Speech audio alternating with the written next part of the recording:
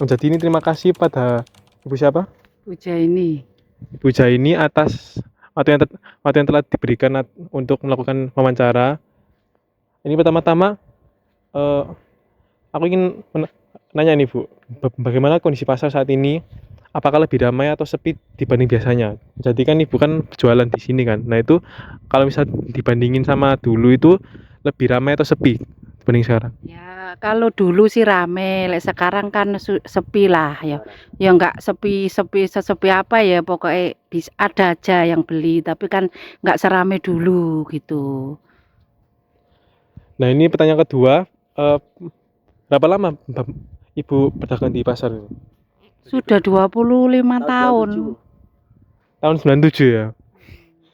Terus selama 25 tahun itu apakah ada perubahan kayak proses kegiatan berdagang dari dulu sampai sekarang? Jadi eh, proses jualnya itu apakah ada perubahan gitu dari dulu hingga sekarang? Ya perubahannya ya gitu, pembelinya agak berkurang gitu. Lek dulu kan memangnya rame, kan jarang ada apa ya, nggak ada swalayan itu kan.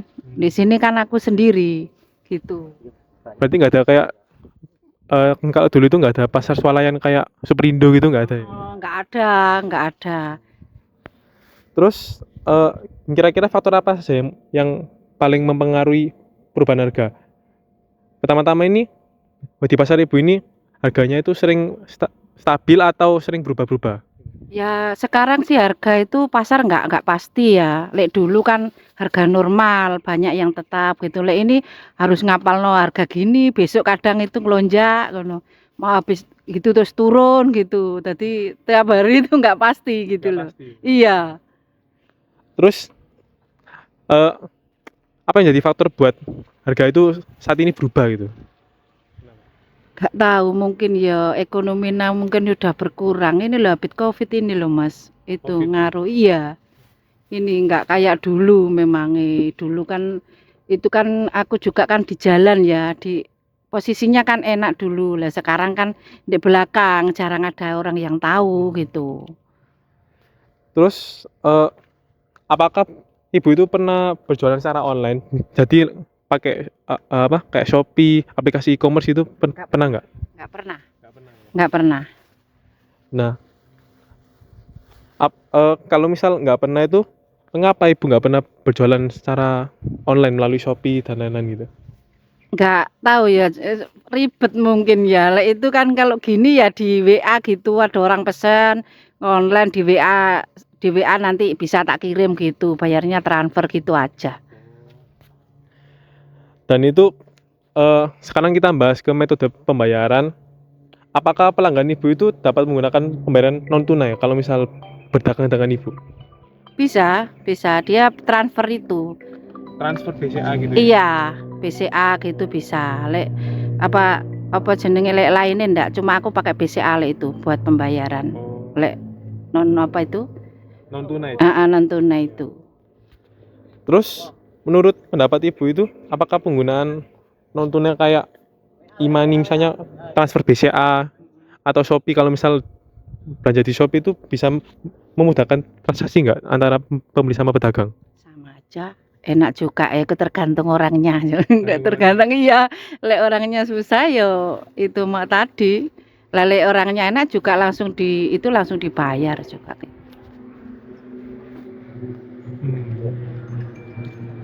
Nah ini untuk kalau misal eh, seandainya ini adalah layanan ojol buat nganterin barang ibu ke rumah pembeli. Kalau misal pembeli mau pesan, nah itu menurut ibu itu apakah bisa meningkatkan penjualan di pasar? Jadi mungkin lebih banyak yang beli dan lain-lain gitu.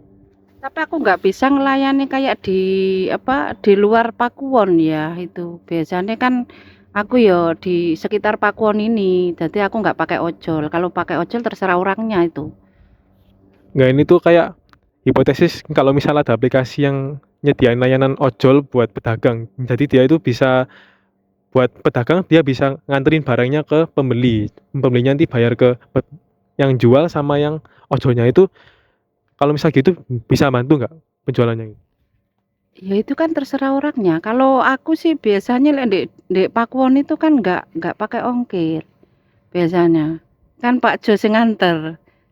Iya, diantar-antar sama Pak Jo, nanti pesen nanti dikirim sama. Kecuali lek jauh dari sana aku minta kayak Palembit gitu, aku minta 5.000 buat ganti bensin gitu aja. Lek ojol kan mahal. Lek itu kan mahal lek ojol.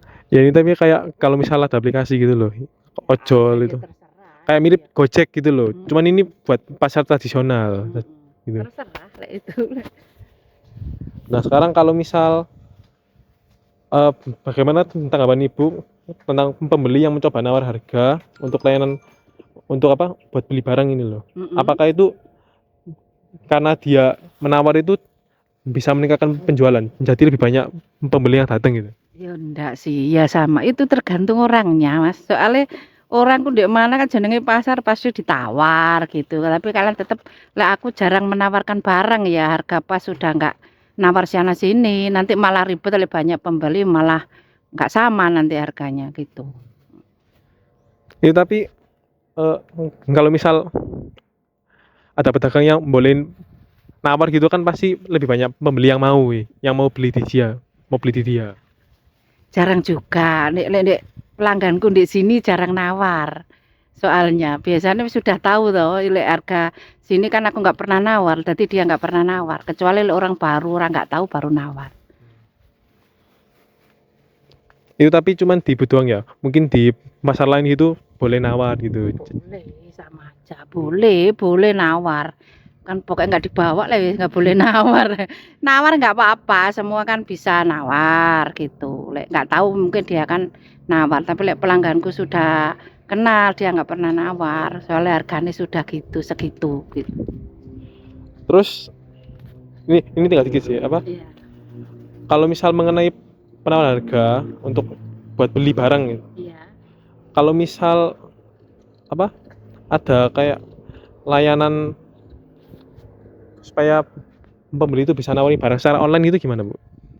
Kalau Itu jadi apa? Kalau sekarang kan harus secara tatap muka kan. Jadi kan harus ngomong langsung. Nah, ini kalau misal ada aplikasi yang bisa di mana pembeli itu bisa nawarin harga ke penjual dan penjual itu bisa nerima atau menolak. Jadi miripin driver gitu loh. Itu gimana? Apakah itu bisa membantu gitu? soalnya kan dia jarang-jarang gitu ya Mas. Kalau online itu kadang-kadang orangnya gini, kan nggak tahu barangnya gitu. Lihat dulu barangnya gitu kayak apa gitu. Kalau takutnya kalau apa online kan gitu, takutnya barangnya cocok apa enggak gitu. Terus kalau misal ada aplikasi ini ya, ada fitur yang bisa meliatin buat pedagang kayak apa? Stoknya terjual berapa, terus dalam sebulan itu profitnya berapa ya? Kayak pendapatannya berapa itu bisa membantu pedagang ya supaya lebih nggak bingung gitu. Sekarang itu susah Mas. Soalnya kan ya nggak pasti. Soalnya orang dagang kayak gini, kayaknya kelihatannya enak tapi nggak tahu dalamnya. Kadang ya untung, kadang kan ya rugi gitu.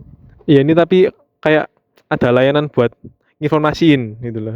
Jadi kayak otomatis kalau misalnya ada yang beli itu langsung di apa di aplikasinya itu langsung nyatet oh ini beli berarti apa pendapatannya masuk gitu.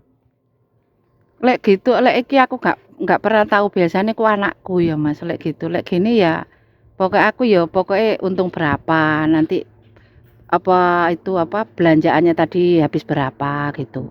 Jadi nggak pasti, kadang-kadang ya nggak dapet. Lek dapet terus lah enak. Kelihatan itu enak.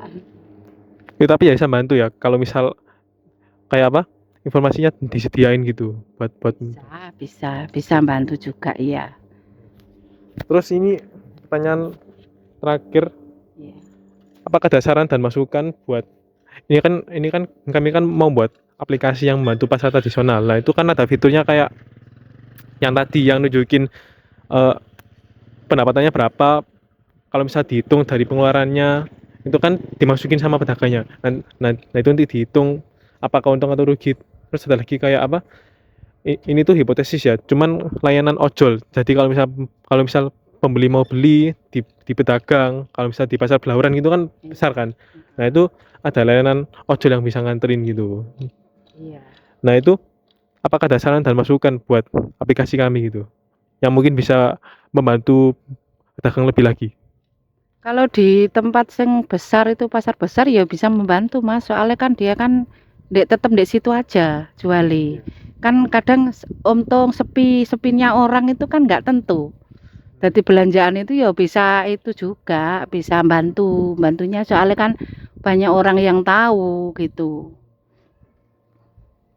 Cuman kalau misal di kayak di pasar ibu ini bisa membantu nggak kayak apa ya? Kalau misal aplikasinya ini tuh nggak cuma di pasar besar, jadi apa yang pasar yang nggak di pasar-pasar kayak pasar Blauran, pasar apa itu? Pasar Pucang Anom ya. Nah itu bisa membantu nggak? Kalau di sini ya kayak gitu kayak yo bisa tapi ya kadang-kadang ya orang itu kan pakai ongkir Pak, pakai gini Pak gitu loh, gitu nih.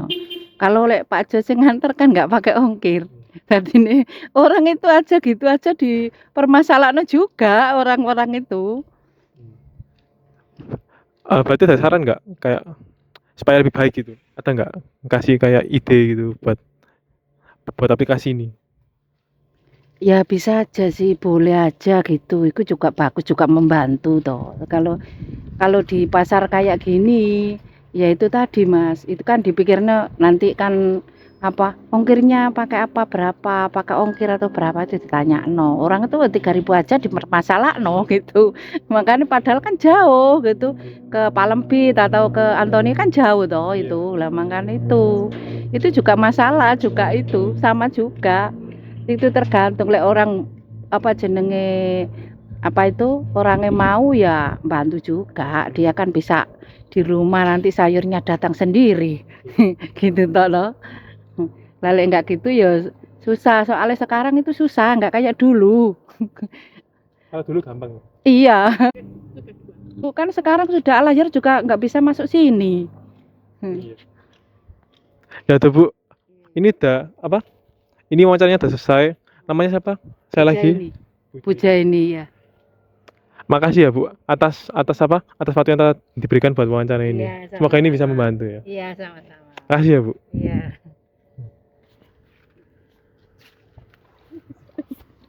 Ayo nih.